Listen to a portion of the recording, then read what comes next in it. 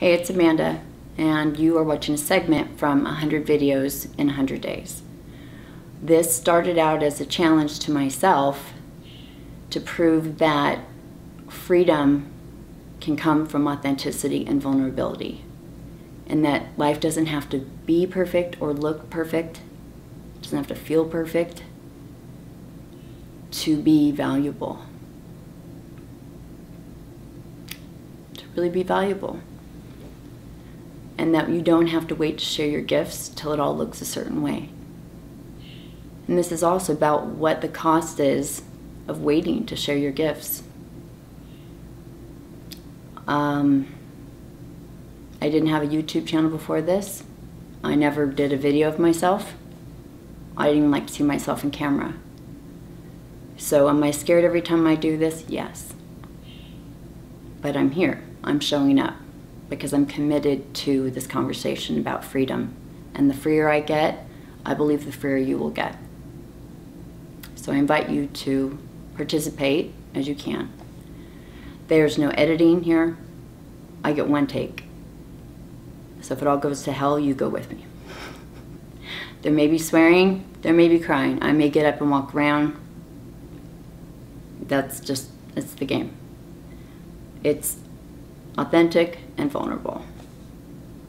I will look different every day. So that's really the point of it, is in life there's no editing, there's no redos. So who are you going to be? How are you going to show up? What would that look like? And what would be possible if you just showed up exactly as you were and let the cards fall? Would that be freeing? It is to me. And if it is to you, I hope you get something out of these. If there's anything that I say that rubs you wrong or feels off, discard it immediately. It's not for you. It's for whoever needs it, and most likely for me. So when this turns off and the next one turns on, I will be sitting here quietly with my eyes closed. You're not walking into any special session that you're not supposed to see. Everything's transparent here. So I started this to have context in the beginning, because I can see people are jumping in the middle of the series, and I just want to make sure everyone feels included. So I will see you soon.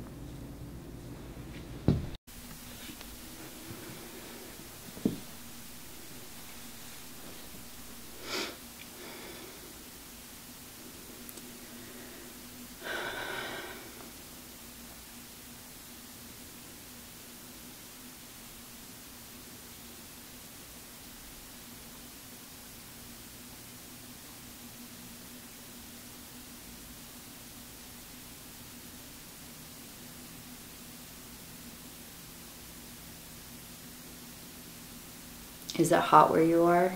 Because it feels hot in here. Either because it's Arizona or whatever, but ooh, it feels warm.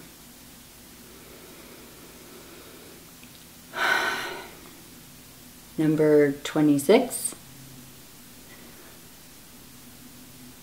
I wanted to say, what is it? I have 74 more to go. Yeah, that's right.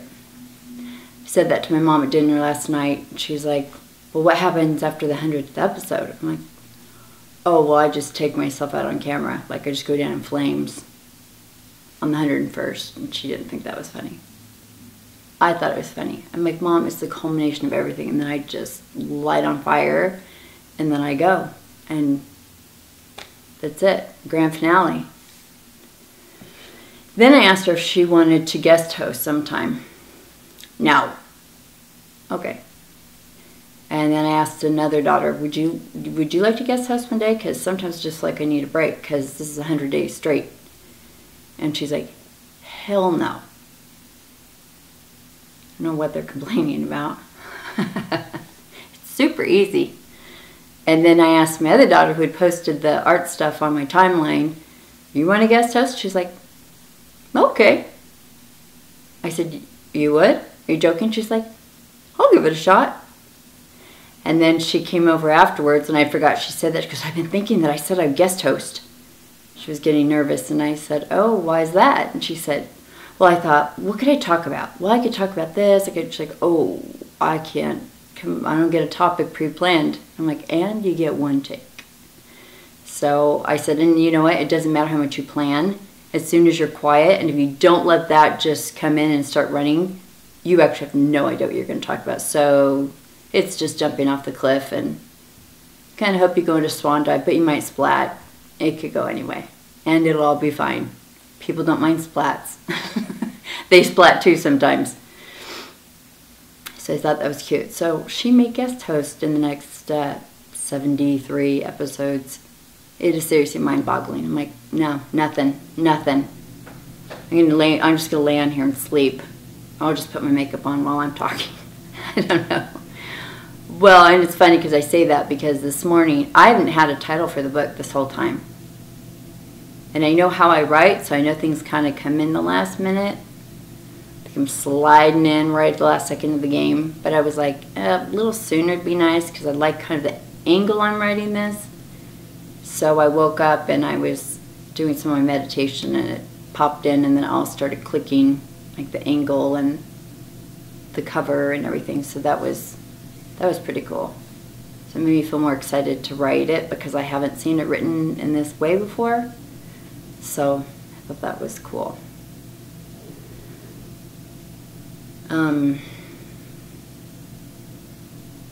Sorry, my stomach's talking, so if you hear anything weird, it's not a demon. Maybe. But it's probably my stomach again.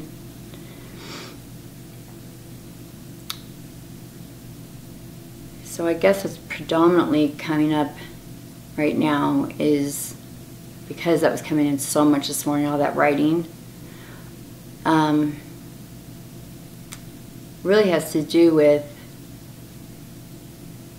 how is it, I put out this morning when I woke up on Facebook, it was a question. I said something like, you know, who was it, or what was the moment, what is it that happened, and the how and the why that someone told us, or that it was decided that emotions like sadness or grief or shame or fear or anger or anything like that are bad emotions. Where did that come from? Who decided that? And then it's just so ingrained in our society that it's the truth. You know, you avoid it at all costs. You hide it, you lie about it, you change your plans because of it, you change what you wear because of it, you'll change your makeup because of it, you know, whatever. You've got to watch out for what someone thinks about you because of the judgment we have about thoughts and feelings.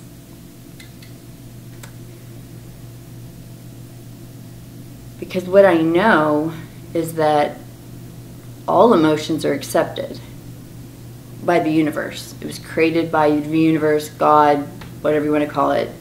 It was all created. And it's all here. It all serves a purpose. Okay? And even the moment we're resisting it, our resistance to those emotions and our resistance to the resistance, it's all accepted. It's all okay.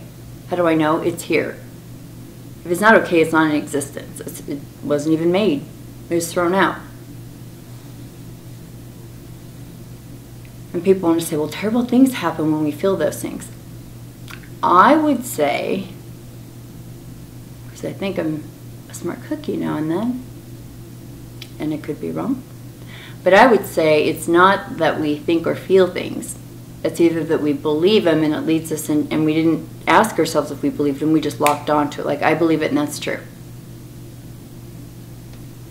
So then we act on them. It becomes a reality, a movie right in front of our face, and it becomes the reality and we walk right into it.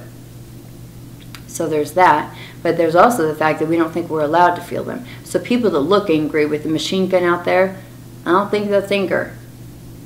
That comes into, they weren't ever allowed to feel something or express something, so they will express it even if it's through bullets.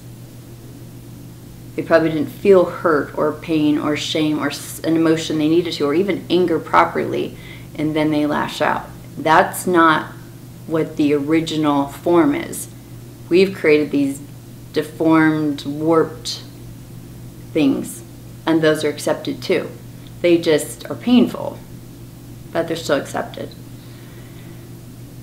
So I was thinking about today when I was writing down some notes, and I was thinking about how even happiness has a weird, like it's advertised as we want everyone to be happy. Drink this soda, you'll be happy. Buy this dress, you'll be happy. Have a family, you'll be happy. Get married, you'll be happy. As if happy is the solution to something or the destination. But what I was thinking about is that, so we've labeled the negative emotions not only bad, but then we've assigned behaviors to them.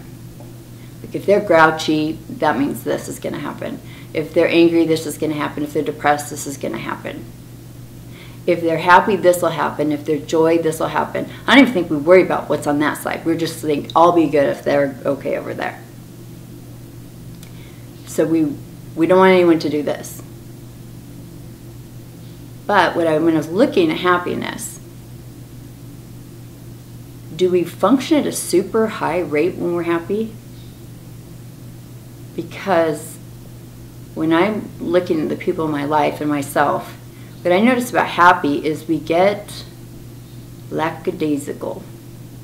We may be having fun, we might have energy, stuff like that, but I think for the most part, maybe we'll go on a hike, maybe we'll do things we wouldn't if we were feeling lethargic. But if you look at productive work, like truly productive work, I don't know that it always comes out of happiness or joy or bliss or things like that. I think those feelings are very much up here. We always think that, no, I am happy. You're experiencing happiness and what it looks like. So it's a movie just like I'm Depressed is a movie. You see a future for yourself. And when you're happy, you see everything is like Christmas lights and party dresses and sports cars, and that's what happiness, the movie, looks like. And then you project out this future way far ahead. So that's why we like happiness, because we like the movie we project of it. But rarely are we actually taking the actions that would have that movie turn out when we're happy. I know when I'm super happy, I might go out, but lots of time, like, I feel happy, I feel relaxed, feel good. I'm going to watch a movie. You know what? I'm going to watch 5 movies. Because I don't give a fuck. Because I'm happy. And you know what? I'm going to have what I want to eat. Because why not? I'm celebrating. I'm happy. And so, I could have done great feeling like this for a month and eating really the way that makes my body work. And on a day I'm feeling happy, the rules kind of go out the window. And maybe I'd be more apt to gossip because I'm having fun and who cares, and let's just keep the fun going, and they were laughing at what I said, now I'm laughing at what I said. Or I'll have a drink, why not? It's all good. So there's a lot of addictions and all kinds of interesting behaviors that can come out of being happy, right? And you can also go on a hike, and you can also say, you know what, today's the day I'm going to start. I'm not saying that doesn't happen. Of course that happens. But the profound moments that you have with your partner or a best friend or whatever, did they happen in the happy moments, or did they happen in the pain, in the emotion, in a fear?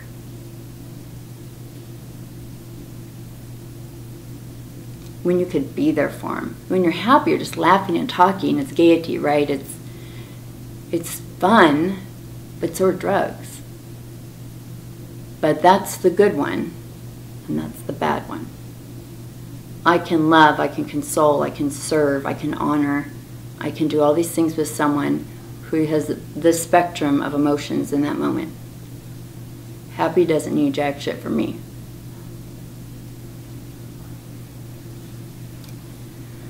Now, on this side of the spectrum, you want to see where work happens in this country, in the world, in art, in science, in politics, in world lead, you name it. The big things that are present in our life that have influenced our lives, shows, comics, music, they did not come from happy. Not most of the time.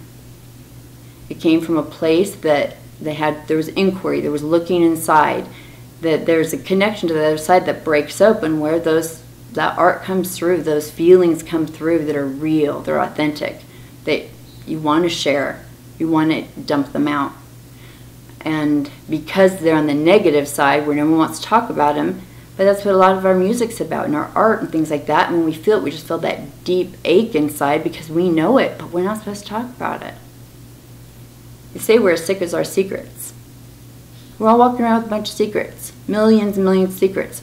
No, I didn't say you cheated on your best friend. No, you didn't steal all this money. No, whatever. But every time you don't speak your truth, every time you shut down a feeling, every time you change an outfit because someone, was going to judge you, or you swore, or you changed a word or whatever, those are secrets. That's a lie. You believed you couldn't be who you were because there was a threat of not being accepted. So you shut it down, and then we have all these millions of little secrets on ourselves, and then we wonder why we don't feel good. We aren't expressive, or we aren't going after what we want, or just sitting peacefully. I know if I'm sitting peacefully, I'm probably going to pick up a great book. I probably would sign up for something I want to do. If I'm happy, no, I'm happy. And that's me, right? So it's an interesting discussion because I can't find many gurus or religions or anything that talk about those spectrum of emotions as being as good, if not more valid, than these. And the crazy part is you can't feel one without the other. You wouldn't be able to experience it. You can't have joy if you've never had sadness. And the deeper your sadness has been, the greater your joy can be, because you have an expansive spectrum in that emotion. And then, like I've said, it's not about feeling one emotion, it's the whole spectrum. If you walked around just feeling the arc of red on the rainbow, that'd make you a one-note, whatever. Is it one-note pony? Is that a thing? One song, whatever. One note, whatever. But you want the full spectrum. So it's going to take a new practice to really do that, and then you want to feel them and the things we've been talking about. I really am so surprised when I really looked at what happens when we actually go into those negative or angry or sad places. That's where the accomplishments in life have come from. It's where technologies come from. It's an irritation of, oh, I don't like how this works. What could work better? Or this form of communication isn't working. What could work better? Let's look. Word doesn't work. What else could work? There's an inquiry happening. And happiness gets oblivious. I guess that's really what I'm saying. So what is the purpose that we have someone taught us those? It's like they don't want us to know that there's a ton of power there. I got off of, I was on Vicodin for years for my back and fibromyalgia. And I had a doctor that was so mean to me, I had to go see her I got assigned to her last minute. And she was so horrible. And I've never been to a mean doctor. She was awful. She made fun of me. She was catty. I was crying. She was picking me. I'd never met the woman. I wasn't off the street, track marks up my arm going, I'm fine, My record was fine. And I was so angry when I left that I went home and I just suffered over it, as I felt trapped by her. And I took the prescription and I lit it on fire, and I sent her a picture of it. And I found a way to get myself off of Vicodin within 24 hours. I finally got my foothold, something to push off of. Yeah. So an asshole can be what you can push off of to improve your life. So every time there's an asshole that comes along, don't go, go, opportunity, opportunity. Seriously, could be. There's just all this room for growth, whereas there's the icky, uncomfortable stuff that's been told it's bad, stay away from it. Did someone not want us to grow? Did someone not want us to be powerful, fully self-expressed? It starts to make me wonder, like, what's this about?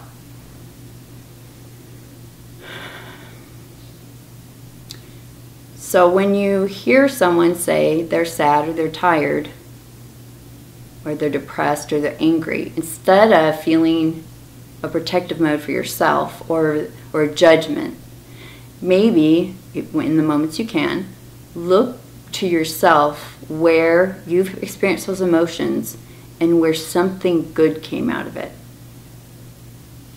because I could write far more about that than when I was happy. I mean, it would be a pamphlet. It would just be like, I was happy, happy, happy. It was super fun.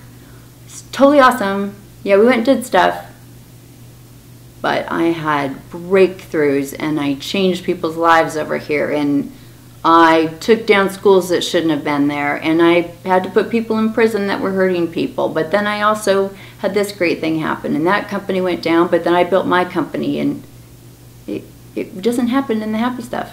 I mean, it's so rare. So I like this whole exploratory area. Like I said, I like to research, so this is kind of new, but I like that I'm kind of being able to gather some evidence for a good conversation here.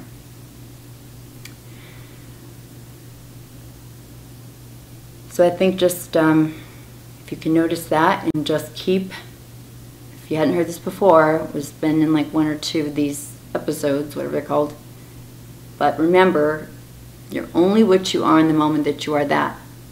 So if you do feel tired, or you do feel sad, or you do feel depressed, or you do feel happy, own it, say it, but give yourself the freedom by adding, in this moment I feel. So if your husband or your wife comes home and goes, how you doing? Scan it, take note, you know, in this moment I feel happy. In this moment I feel sad. We're so scared that we have to like write a tattoo across ourselves every time we say a word because of all the behaviors we've attached to every single emotion. So it really will give you the freedom to say how you feel and what you're thinking if you say in this moment. I mean, I'm writing a book about really kind of, I mean, hopefully playful, but kind of in your face topics. And trust me, I'm going to have a whole thing that says, this is what I feel in this moment. This is my thinking that I've looked at for years and years and years.